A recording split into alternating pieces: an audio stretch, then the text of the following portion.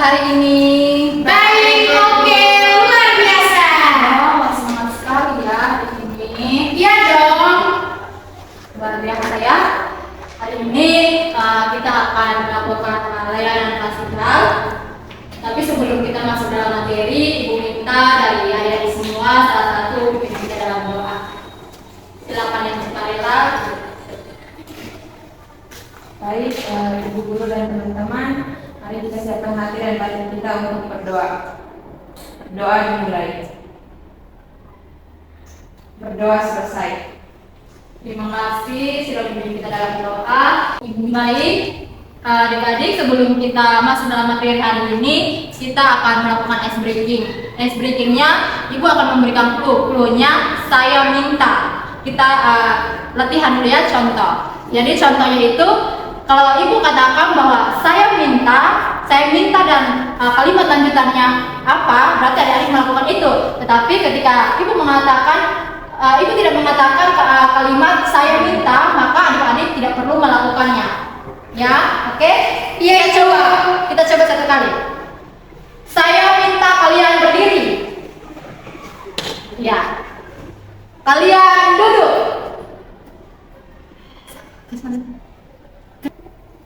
Oke, kita lanjut. Saya minta kalian duduk. Oke, berarti kalian sudah paham ya clue-nya? Sudah, Ibu. Oke, kita akan mulai breaking-nya. Berdiri. Saya minta kalian berdiri. Tos teman sebelah. Saya minta kalian tos teman sebelah. Duduk. Saya minta kalian duduk. Berdiri. Duduk. Berdiri. Saya minta kalian berdiri. Saya lihat kalian sedang berhadapan. Oke, berarti adik-adik sudah paham ya, dan adik-adik juga konsentrasi. Silakan duduk kembali. Terima kasih, Ibu. Kita akan masuk dalam materi hari ini. Materi yang Ibu bawakan hari ini adalah hubungan dengan teman sebaya. Adapun tujuan dari melakukan layanan hari ini, yaitu yang pertama, peserta didik dapat memahami pengertian dan peran teman sebaya. Yang kedua, peserta didik dapat mengetahui pengaruh dan hubungan dengan teman sebaya. Yang ketiga, peserta didik mengetahui cara memulai dan memperkuat hubungan dengan teman sebaya. Dan yang keempat, peserta didik mengetahui cara menjaga hubungan pertemanan.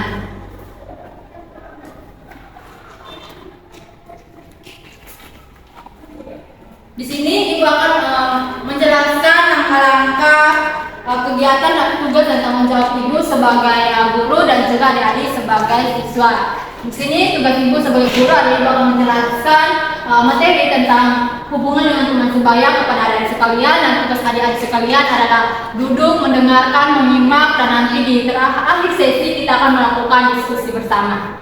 Waktu yang kita gunakan nanti ke depannya yaitu 45 menit. Setuju Pak adik-adik 45 menit? Setuju. Baik, kita akan masuk ke dalam materinya dengan topik hubungan dengan teman sebaya. Baik, yang pertama adalah pengertian teman sebaya. Teman sebaya merupakan interaksi pada anak-anak dengan tingkat usia yang sama serta mempunyai tingkat keakraban yang relatif tinggi di antara kelompoknya. Pada teman sebaya biasanya mendapat dukungan sosial, dan dukungan tersebut dapat mengacu pada kesenangan yang dirasakan karena penghargaan atau kepedulian serta memberi bantuan, dan hubungan dapat terjalin lebih akrab. Jadi teman sebaya itu artinya teman yang tingkat usianya kurang lebih sama, bisa saja umurnya sama, atau 1 tahun atau 2 tahun lebih tinggi, atau 1 tahun 2 tahun lebih rendah dari temannya. Nah, itu yang dinamakan teman sebaya. Yang kedua adalah peran teman sebaya. Menurut Sandrock, peranan teman sebaya dalam proses perkembangan sosial anak antara lain sahabat, stimulasi, sumber hubungan fisik, sumber dukungan ego, fungsi perbandingan sosial, dan kasih sayang. Yusuf juga mengembangkan peranan teman sebaya, yaitu memberikan kesempatan berinteraksi dengan orang lain, mengontrol perilaku sosial, mengembangkan keterampilan dan minat, sesuai dengan usia dan saling bertukar pikiran dan masalah. Jadi peran teman sebaya ini dapat disimpulkan bahwa peran teman sebaya merupakan kesempatan bagi anak untuk berinteraksi dengan orang di luar anggota keluarganya. Jadi teman sebaya itu mempunyai peran penting untuk perkembangan sesama temannya, di mana karena seorang anak itu tidak hanya berinteraksi dengan orang di dalam lingkungan keluarga atau di dalam rumahnya saja, tetapi dia juga harus berinteraksi dengan orang di luar anggota keluarga itu. Jadi yang berperan untuk dapat seorang anak dapat berinteraksi dengan orang lain yaitu paling utamanya dengan teman sebayanya. Yang berikut adalah pengaruh dan hubungan teman sebaya. Nah, pengaruh dan hubungan teman sebaya ini dibagi menjadi dua. Ada pengaruh positif dan ada pengaruh negatif. Nah, pengaruh positifnya yang dimaksud adalah ketika individu bersama teman-teman sebayanya melakukan aktivitas yang bermanfaat seperti membantu kelompok belajar dan membantu pada norma-norma dalam masyarakat. Pengaruh negatifnya adalah dapat berupa pelanggaran terhadap norma sosial dan jika di dalam sekolah berupa pelanggaran terhadap sekolah. Jadi peran teman sebaya ini penting untuk seorang individu, tetapi ada pengaruh positif dan pengaruh negatifnya. Nah, pengaruh positifnya seperti di contoh ini membantu kelompok belajar dan patuh pada norma-norma dalam masyarakat. Misalnya adik-adik di kelas ini, adik-adik di dalam kelas ini adalah teman sebaya karena umurannya hampir sama ya. Nah, jadi kalau ketika adik-adik mereka contohnya melakukan kelompok belajar, jadi bisa belajar di sore hari, misalnya setelah sekolah, membentuk kelompok belajar, kalau mungkin di rumah mengerjakan pekerjaan rumah bersamaan, atau mau mereview kembali materi dalam bentuk kelompok di rumah, sehingga seperti misalnya satu siswa mungkin mau dibilang dia tingkat pemahamannya lebih rendah dari teman-temannya. Nah, disitulah tujuannya membentuk kelompok belajar. Dan pengaruh dari teman sebaya yang positif itu adalah yang teman yang bisa ini, yang tingkat pemahamannya lebih tinggi, membantu teman yang pemahamannya di bawah, sehingga teman yang tingkat pemahamannya di bawah ini tidak merasa dikecilkan karena adanya pertemanan dengan teman yang tingkat pemahamannya di atas dan saling berkolaborasi untuk saling memberikan pemahaman. Nah, itu pengaruh positifnya. Sedangkan kalau pengaruh negatifnya berupa pelanggaran norma sosial atau di sekolah pelanggaran terhadap sekolah, misalnya suka di sekolah suka bolos, tidak mengerjakan PR, atau ada circle di sekolah yang mungkin circle nakal gitu. Itu adalah pengaruh teman sebaya yang negatif. Selanjutnya adalah memulai dan memperkuat hubungan dengan teman sebaya. Di sini ada 5 poin. Yang pertama adalah berbagi cerita dan berbagi pengalaman. Tentu anak seusia adik sekarang ini tentu pasti memiliki yang namanya teman curhat. Betul atau tidak? Betul, Ibu. Karena di situ adik-adik bisa bercerita apa yang adik-adik alami, apa yang terjadi dalam kehidupan adik-adik, dan juga sebaliknya teman juga akan menceritakan apa yang dialami kepada adik-adik dan juga apa yang dirasakan, apa yang dialami dan ceritakan kepada adik-adik. Seperti saling bertukar cerita seperti itu. Itu salah satu cara untuk memulai dan memperkuat hubungan dengan teman sebaya kita. Yang kedua adalah menerima dan memaafkan. Tentu kita pasti membuat kesalahan terhadap teman-teman kita. Nah, ketika kita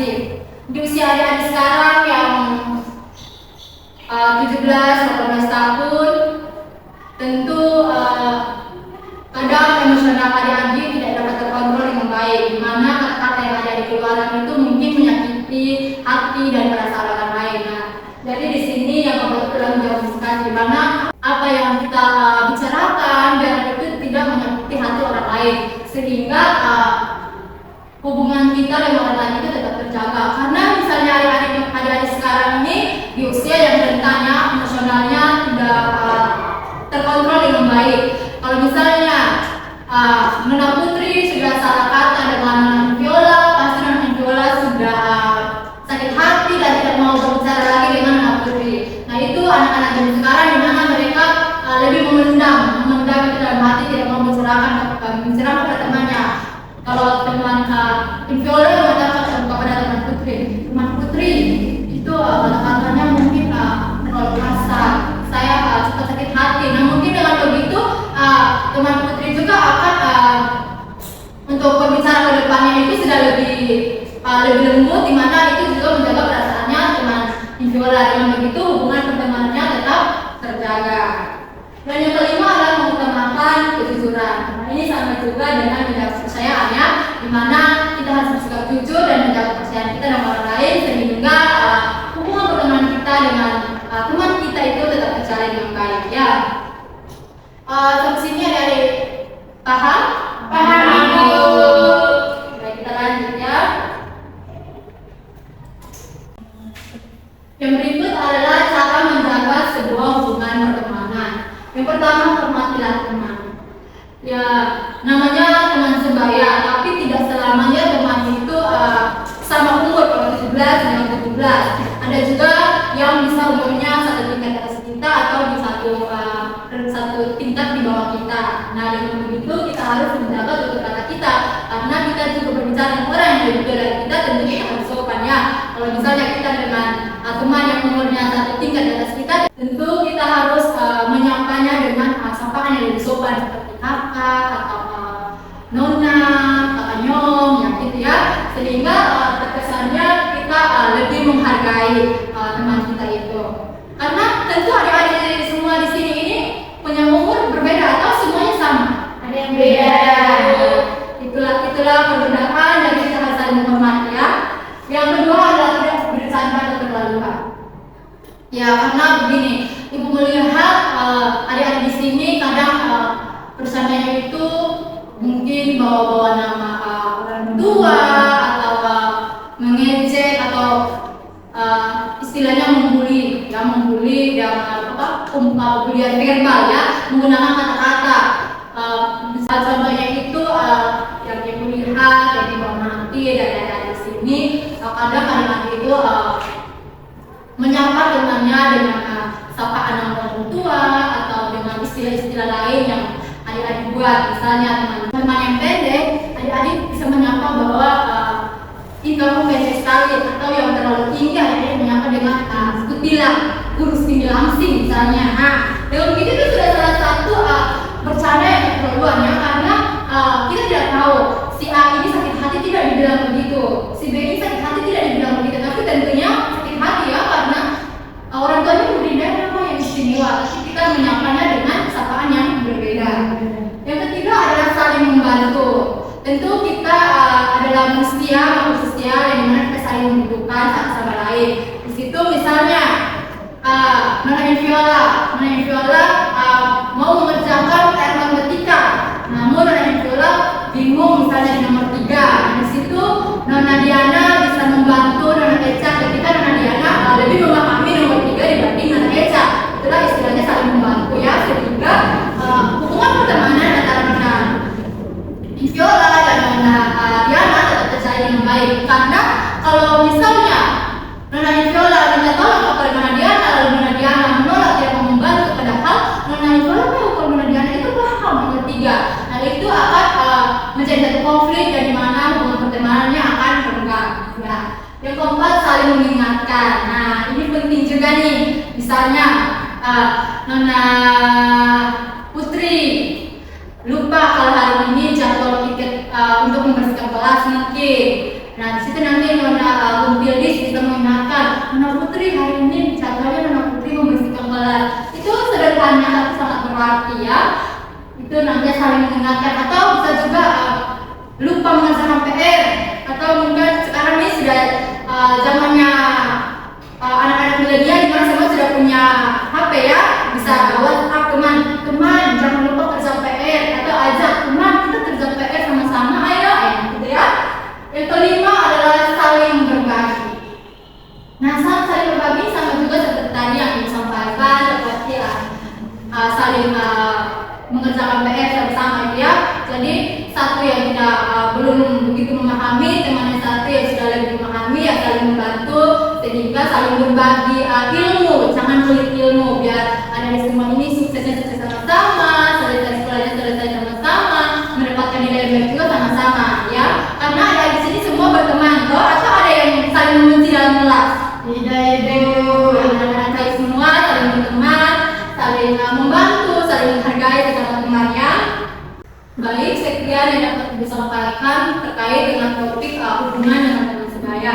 Selanjutnya, Ibu minta salah satu dari adik-adik dapat menyimpulkan apa yang sudah disampaikan. Ada yang berani, silakan.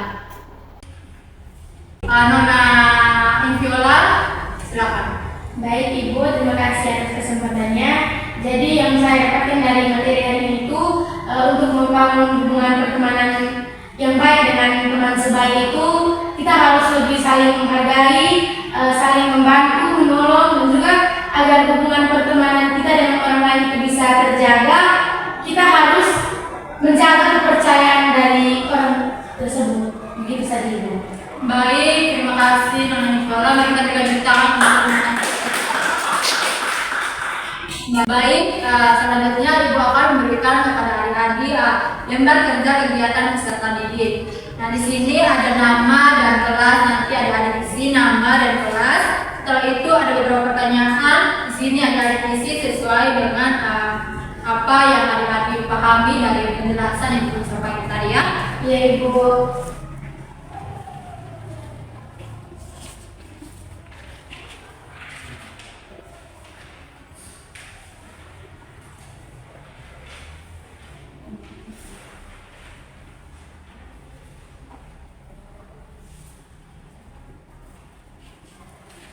Silakan diisi kalau sudah bergabung ya, biar Ibu mengambil. Sudah Ibu. Sudah Ibu.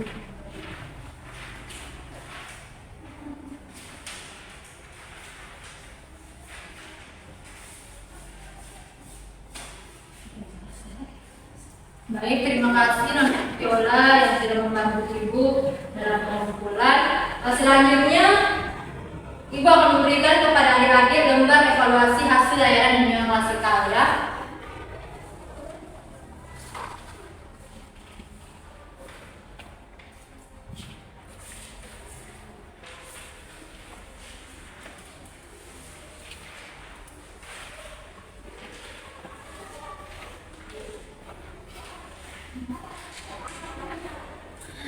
Baik, di situ ada beberapa pertanyaan dan juga di sampingnya ada kolom skor.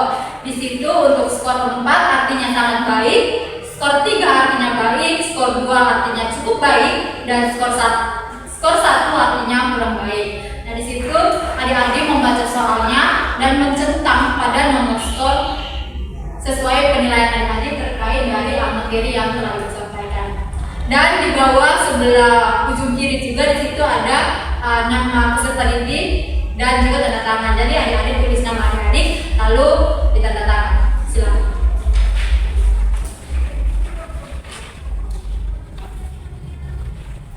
Sudah Ibu. Isi buku.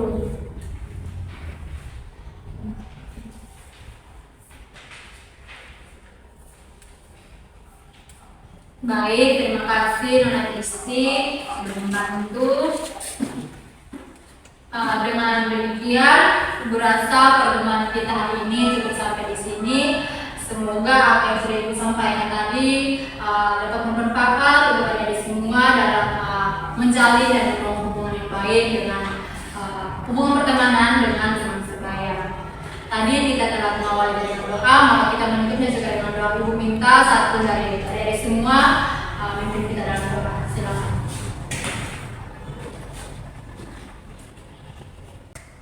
Guru dan teman-teman, mari kita menyiapkan dan kita berdoa mulai. Berdoa selesai. Amin. Terima kasih Nona Ibu Allah sudah memimpin kita dalam doa. Terima kasih untuk partisipasi adik-adik hari ini ya. Sampai jumpa di pertemuan kita